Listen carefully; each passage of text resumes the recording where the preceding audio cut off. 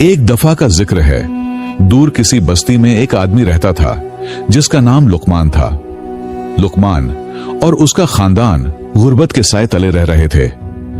उनके घर में भूख बढ़ती जा रही थी और हालात उनके हाथों से निकलते जा रहे थे। घर में जो थोड़ी बहुत जमा पूंजी थी वो भी खाने पर खर्च हो चुकी थी और अब उन्हें कोई इल्म नहीं था कि उन्हें अगली सुबह खाना मुयस्सर होगा या नहीं। लुकमान ने हर जगह काम तलाश करने की कोशिश की, लेकिन उसे कोई काम न मिला। आखिर कार थक हार कर वो एक दरख्त के नीचे बैठ गया और जिंदगी में पेश आने वाली मुश्किलात पर गौर फिक्र करने लगा। वो गहरी सोचों में डूबा हुआ था कि तभी उसके पास एक सफेद दाढ़ी वाले बुजुर्ग आए। वो बुजुर्ग लुकमान से पूछने लगे, बेटा, तुम मुझे कुछ परेशान से लग रहे हो, सब खैरियत तो है ना? लुकमान ने जवाब दिया, बाबा जी, गुर्बत ने मुझे बहुत थका दिया है। मैं पिछले कई दिनों से काम ढूंढने की कोशिश कर रहा हूं, लेकिन मुझे कहीं भी कोई काम नहीं मिल रहा। मैं कुछ भी करने को तैयार हूं, लोगों के जूठे बर्तन भी साफ कर लूंगा, लेकिन मुझे करने को कोई काम तो मिले। मुझे तो लग रहा है हम सब भूख से ही मर जाएंगे। बुजुर्ग ने उसकी बात को गौर से सुना और उसकी ढारिस बंधाते हुए कहा, बेटे, इस बस्ती के ज्यादातर लोग गरीब हैं जिन्हें खुद कोई काम नहीं मिल रहा। वो तुम्हें काम कहां से देंगे? बेटा, हिजरत में बरकत होती है। तुम इस बस्ती से बाहर काम तलाश करने के लिए क्यों नहीं चले जाते? इस पर लुकमान कहने लगा, मैं कहां जाऊं? मैं इस बस्ती से कभी बाहर ही नहीं गया और न ही मुझे किसी दूसरी बस्ती के बारे में कोई इतनी खास मालूमात हैं। बुजुर्ग उससे कहने लगे, बेटा, इस बस्ती से बाहर एक शहर है जिसका नाम नूरपुर है। वहां के अक्सर लोग बहुत अमीर हैं, तुम्हें वहां पर काम मिल जाएगा। बुजुर्ग की बातें सुनकर लुकमान के दिल में उम्मीद जागी। ठीक है बाबा जी, वो कहने लगा, मैं कल ही इजाजत लेकर वहां की तैयारी करता हूं। लुकमान घर गया और अपना जरूरत का सामान इकट्ठा किया। घर वालों के सामने अपने सफर के बारे में जिक्र किया और इजाजत तलब की। घर में बहुत ज्यादा भूख थी, इसलिए उन्होंने भी उसे फौरन इजाजत दे दी। अगले ही दिन सूरज निकलने से पहले वो शहर की तरफ रवाना हो गया। काफी दिन मुसलसल पैदल चलने के बाद लुकमान थका हारा उस शहर पहुंचा। रात हो चुकी थी, इसीलिए उसने एक सराय में रात गुजारी। सुबह जब वो बेदार हुआ तो उसके जहन में सिर्फ एक ही ख्याल था, काम तलाश करना। लेकिन कहां से शुरू करे, कहां जाए? उसे इस शहर के बारे में कुछ पता नहीं था। उसने अल्लाह का नाम लिया, बाजार की तरफ चल दिया। जब वो मार्केट पहुंचा तो देखा कि एक ताजिर किसी मजदूर की तलाश में खड़ा है। वो सीधा उस ताजिर के पास गया और काम के बारे में पूछा। ताजिर ने उसे अपने पास काम पर रख लिया और इतना मुआवजा देने की पेशकश की जो उसके लिए बहुत मुनासिब थी। लुकमान बहुत खुश हुआ और उसने जोशो खरूश के साथ गोदाम में काम शुरू कर दिया। उसका वाहिद मकसद ज्यादा से ज्यादा पैसा जमा करना था, इसलिए वो मेहनत से काम करता और जो कुछ कमाता उसमें से जो भी जरूरत से ज्यादा होता उसे बचा कर रख लेता। लुकमान अपने सिक्कों से बहुत मोहब्बत करता था, इसलिए वो अपनी कमरबंद के पास एक छोटे से थैले में अपने सिक्के रखता था। जब भी वो चलता उस थैले में सिक्कों के टकराने की आवाज आती जो उसे खुशी और सुकून देती। वो अपने थैले को कभी अपने पास से दूर नहीं करता, बल्कि बार बार थैले को खोलकर सिक्कों को गिनता और बहुत खुश होता। एक दिन बाजार में एक तरफ बैठा, जब वो अपने सिक्के गिन रहा था तो सामने मौजूद एक औरत ने उसे देखा जो चालाकी और धोखाधड़ी से भरी हुई लग रही थी। उसने लुकमान का सिक्कों से शदीद लगाव देखा और फैसला किया कि वो चालाकी से उसके सिक्के अपने कब्जे में ले ले। काफी देर तक उसने लुकमान पर नजर रखी ताकि उसकी आदतें, वक्त और उसके सिक्कों की मिकदार का पता चल सके। जो वो बार बार गिनकर उसने अल्लाह का नाम लिया। एक दिन जब जो वो बार बार गिनकर अचानक वो औरत अपने 2 बच्चों के साथ उसके पास आई, उसके कपड़े पकड़े और जोर से चिल्लाई, ऐ लोगो, ये मर्द मेरा शौहर है। इसने मुझे और मेरे बच्चों को छोड़ दिया और मेरा सारा पैसा चुरा कर ले जा रहा है। ये मुझे धोखा देकर भागना चाहता है। पास मौजूद बच्चे भी चिल्लाने लगे, बाबा बाबा। लुकमान हैरान ज़दा होकर साकित खड़ा रह गया। लोग उसके इर्द गिर्द जमा हो गए और आपस में बातें करने लगे। लुकमान ने औरत को देखकर गुस्से में कहा, क्या तुम पागल हो जो मुझ पर इतनी घटिया तोहमत लगा रही हो? मैं तो तुम्हें जानता ही नहीं और इन बच्चों से भी मेरा कोई वास्ता नहीं है। औरत ने कहा, तुम अपने बच्चों को झुठलाते हो और मुझे भी खुदा की कसम में तुम्हें नहीं छोड़ूंगी जब तक हम काजी के पास न जाएं। लुकमान ने कहा, क्या तुम ये सब करके मुझे डराना चाहती हो? चलो फिर चलते हैं काजी के पास। फिर वो दोनों काजी के पास गए ताकि वो फैसला करे। औरत काजी के सामने खड़ी होकर रोने लगी और बोली, जनाब काजी साहिब, ये आदमी मेरा शौहर है। ये मेरे साथ कई साल रहा। इसने अपने बच्चों को भी झुठला दिया। जब उसका मुझसे दिल भर गया तो मुझे छोड़ रहा है और इसने मेरा पैसा भी चुरा लिया। ये हार जो इसके पास है ये मेरा है और मैं इसे वापस लेना चाहती हूं। काजी ने लुकमान की तरफ देखा और पूछा, तुम उस औरत के इल्जाम पर क्या कहते हो? लुकमान हचकचाते हुए बोला, जनाब काजी साहिब, ये औरत झूठ बोल रही है। मैंने इसे कभी देखा ही नहीं और ना ही ये बच्चे मेरी औलाद हैं। कादी ने दोबारा औरत से पूछा, बीबी, तुम्हारे पास क्या सबूत है कि तुम सच्ची हो? आखिर हमें कैसे मालूम होगा कि तुम सच कह रही हो या नहीं? औरत ने कहा, जनाब काजी साहिब, मैं इसे अच्छी तरह जानती हूं। इसमें फुला निशानी है और इसके थैले में मेरे घर से चुराए हुए 80 सिक्के भी हैं। और आप मेरे बच्चों से भी पूछें कि ये उनका बाप है या नहीं। लुकमान ने औरत को हैरान होकर देखा और कहा, तुमने ये निशानी कैसे पता लगा ली? काजी ने लुकमान से पूछा, क्या तुम्हारी निशानी वही है जो ये औरत बता रही है? लुकमान ने कहा, हां। काजी ने पूछा, क्या तुम्हारे थैले में 80 सिक्के हैं? लुकमान ने कहा, हां। फिर काजी ने बच्चों से पूछा, क्या ये तुम्हारे वालिद हैं? बच्चों ने कहा, जी काजी साहब। काजी ने लुकमान को देखकर कहा, शर्म करो ऐ आदमी, तुम कैसे अपने बच्चों को झुठला सकते हो, अपनी बीवी को छोड़ सकते हो और उनका पैसा चोरी कर सकते हो, जबकि सारे सबूत तुम्हारे खिलाफ सच साबित हुए हैं? काजी ने कहा, इससे पहले कि मैं मुहाफिजों को कहूं कि तुम्हें कोड़े मारें, तुम्हें चाहिए कि तुम इस औरत को उसका चुराया हुआ माल वापस कर दो और उनका बाप होने से इनकार न करो। लुकमान ने कहा, नहीं काजी साहिब, ये सब झूठ है। ये तो मेरा अपना कमाया हुआ पैसा है। आप गलत फैसला कर रहे हो। काजी ने कहा, यह बात तुम्हें तुम्हारी बीवी से जुदा कर देगी और तुम्हें 100 कोड़े भी पड़ेंगे। मजबूरन लुकमान ने वो सिक्के उस औरत के हवाले कर दिए और औरत पैसा लेकर खुशी खुशी वहां से चली गई। लेकिन बेचारे लुकमान का पैसा चला गया। वो वहां से वापस आ गया। बाजार में चलते हुए उसने रोना शुरू कर दिया। दर्द से बेहाल था। वो किसी घर के सामने दरखत के नीचे बैठ गया।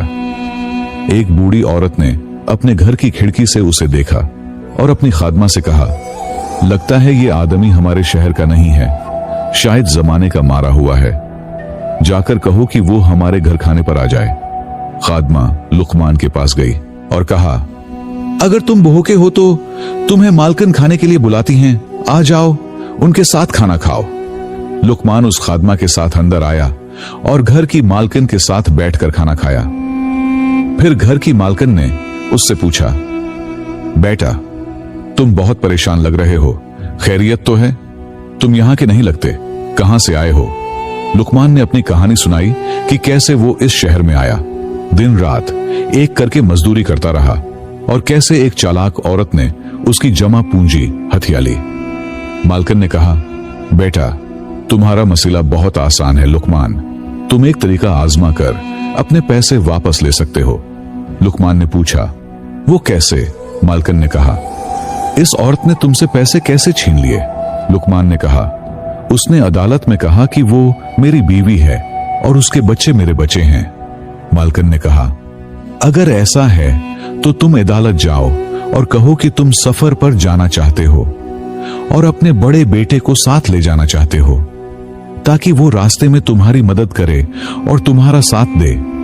अगर वो औरत अपने बच्चों से मोहब्बत करती है तो वो उन्हें नहीं छोड़ेगी और तुम्हें तुम्हारी रकम वापस मिल जाएगी।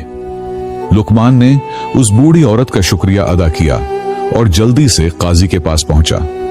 काजी से कहने लगा, जनाब, मैं काम के सिलसिले में सफर पर जाना चाहता हूं और अपने बड़े बेटे को साथ ले जाना चाहता हूं ताकि वो मेरा साथ दे, लेकिन मेरी बीवी मुझे बेटे को साथ ले जाने नहीं दे रही। काजी ने उस धोखेबाज औरत को बुलाकर पूछा, तुम अपने शौहर को कैसे रोक सकती हो? अगर वो सफर करना चाहता है, उसे अपना बेटा साथ ले जाने दो, ये उसका हक है। औरत हैरान रह गई। काजी ने कहा, अगर तुम कहो कि वो तुम्हारा शौहर नहीं है तो तुम्हें उसकी रकम वापस करनी होगी और हो सकता है कि तुम्हें जेल भी जाना पड़े।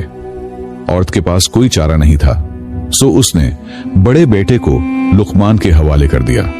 लुकमान उसे लेकर हंसते हुए बाहर निकल गया और औरत उसके पीछे दौड़ पड़ी। वो उससे अपने बेटे को वापस लेने की इल्तिजा करने लगी। लुकमान ने कहा, मैं तुमसे सख्त इंतकाम लूंगा। मैं तुम्हारा बेटा ले जाऊंगा और इसे दूर किसी अनजान जगह छोड़ दूंगा। तुम इसे दोबारा नहीं देखोगी।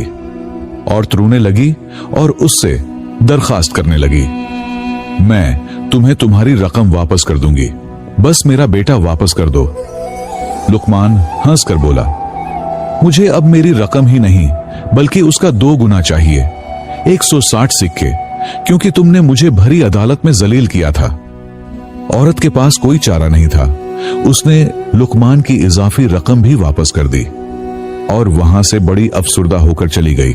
लुकमान दौड़ता हुआ उस बूढ़ी औरत के पास गया जिसने उसे इस परेशानी का हल बताया था।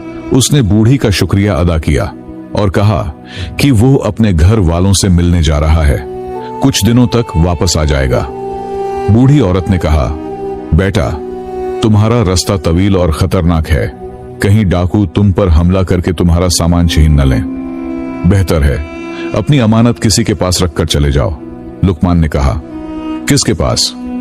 उस बूढ़ी औरत ने कहा कि वहां बाजार में कुछ दुकानें हैं जहां सामान महफूज किया जाता है। जो भी सफर करना चाहे अपना कीमती सामान वहां छोड़ देता है। लुकमान ने उस बूढ़ी औरत का शुक्रिया अदा किया और बाजार की तरफ चल पड़ा। वहां उसे एक दुकान मिली जिसमें एक आदमी बैठा था। वो उसके पास गया और कहा, जनाब, मैं चाहता हूं कि यह थैला आपके पास रख दूं जब तक मैं सफर से वापस न आऊं। यह आपके पास अमानत रहेगा। दुकानदार ने पूछा, इसमें क्या है? लुकमान ने कहा, 150 सिक्के हैं। दुकानदार मुस्कुराया और कहा, जरूर, मैं आपके लिए यह सब अमानत के तौर पर रख सकता हूं जब तक आप वापस न आ जाएं। ये यहीं रहेगा। फिर उसने थैला ले लिया। लुकमान ने 10 सिक्के लिए और खुशी और इत्मीनान के साथ अपने घर वालों से मिलने गया। 1 महीना गुजरने के बाद लुकमान सफर से वापस आया और सईदा दुकानदार के पास गया और उससे अपनी अमानत वापस लेना चाहिए, लेकिन उस दुकानदार ने साफ साफ इनकार कर दिया कि उसके पास लुकमान की कोई अमानत नहीं पड़ी। उसने तो ये तक भी कह दिया कि मैं तुम्हें जानता तक नहीं। लुकमान बोला, क्या तुम मुझे नहीं पहचानते? मैं वही हूं जिसके पास थैला था। दुकानदार हैरान होकर उसकी तरफ देखने लगा और कहा, नहीं, मैं तुम्हें नहीं जानता। और कौन सा थैला? क्या तुम पागल हो? लुकमान ने कहा, वही थैला जिसमें 150 सिक्के थे। दुकानदार ने कहा, तुम गलती पर हो, मैंने तुमसे कुछ भी नहीं लिया। मेरे सामने से चले जाओ, तुम मुझे वैसे ही धोखेबाज लगते हो। लुकमान हैरत और सदमे में करीबन बेहोश हो गया, लेकिन फिर खुद को संभाला और उस बूढ़ी औरत के पास गया जिसने उसका पहली दफा साथ दिया था।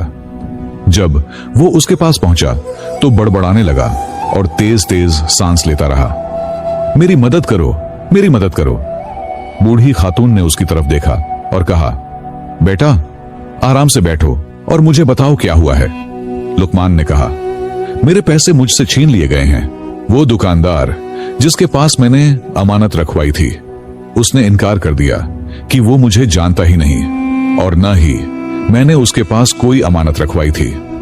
बूढ़ी औरत ने पूछा, ये दुकान कहाँ है? लुकमान ने जगह बता दी। बूढ़ी मुस्कुराई और बोली, अरे छोड़ो, इस मसले का हल है मेरे पास। लुकमान ने पूछा, वो कैसे? खुदा के लिए मेरी मदद करो, उसने कहा। हम फौरन उस आदमी के पास चलेंगे और तुम्हें मेरी बताई हुई तरकीब पर अमल करना होगा। फिर बूढ़ी औरत ने अपनी नौकरानी को बुलाया और वो सब बाजार की तरफ चल दिए। जब वो दुकान वाले के करीब पहुंचे तो बूढ़ी खातून ने लुकमान से कहा, तुम यहां रुको, 10 मिनट बाद दुकान में जाकर अपने पैसे मांगना और बाकी काम मेरे हवाले छोड़ दो। बूढ़ी खातून दुकान में दाखिल हुई और नौकरानी को दरवाजे पर खड़ा छोड़ दिया। बूढ़ी जब दुकान के अंदर दाखिल हुई तो दुकानदार फौरन उठ खड़ा हुआ और उसे कुर्सी देकर बोला, बीबी, आपकी क्या खिदमत कर सकता हूं? उसने कहा, किसी ने मुझे आपके बारे में बताया है कि आप अमानतें अच्छी तरह संभालते हैं। आप जानते हैं कि हम 3 बहनें हैं और हमारे वालिद सफर पर जा रहे हैं। वो घर से चले जाएंगे और हमें डर है कि कोई चोर आकर हमारा सारा सामान चुरा न ले। दुकानदार ने बड़े ही राजदाराना अंदाज में पूछा, आपके पास क्या चीजें हैं जो आप अमानत के तौर पर रखवाना चाहती हैं? उसने जवाब दिया, हर एक के पास, यानी मेरे और मेरी बहनों के पास सोने का भरा हुआ एक संदूक है। दुकानदार ने होठों से कुछ भुनभुनाया। क्या कहा? मैंने नहीं सुना, दोबारा कहीं। तभी लुकमान अंदर आया और बोला, बराहे मेहरबानी, मैं अपनी रकम वापस लेना चाहता हूं जो मैंने आपके पास अमानत रखी थी। दुकानदार हैरान रह गया और मजबूरन उसे रकम वापस कर दी, क्योंकि वो ये नहीं चाहता था कि वो नए ग्राहक का एतमाद खोकर नुकसान उठाए। बूढ़ी खातून ने अपनी मुलाजमा को 2 चाबियां दी और इशारे में कहा, जल्दी जाओ और वो संदूक लेकर आओ। फिर दुकानदार ने बूढ़ी खातून से पूछा, सोना कब लाएंगी? बूढ़ी ने कहा कि खादमा गई है, अभी लेकर आ जाती है। उसी वक्त नौकरानी दौड़ती हुई आई और अपनी मालका को पुकारने लगी, मालकन, मालकन, आपके वालिद सफर पर नहीं जा रहे और आपको अपना सोना यहां छोड़ने की जरूरत नहीं। खातून ने कहा, यह तो ठीक हो गया। फिर उसने दुकानदार से माजरत की ओर चली गई। दुकानदार हैरत में मुब्तला रह गया, यहां तक कि उसे बेहोशी आने को थी, क्योंकि उसके पास न ही लुकमान के सिक्के बचे थे और न ही बूढ़ी खातून का संदूक। उसे उसके लालच की सजा मिल गई थी और यही लालच का अंजाम होता है। प्यारे दोस्तों, इस कहानी से हमें सबक सीखने को मिलता है कि हमें कभी भी लालच नहीं करना चाहिए। हर मामले में ईमानदारी से काम लेना चाहिए, लोगों का हक नहीं खाना चाहिए और अपने बड़ों की नसीहतों पर अमल करना चाहिए, क्योंकि उनकी नसीहत हमारे लिए कामयाबी का रास्ता साबित होती है।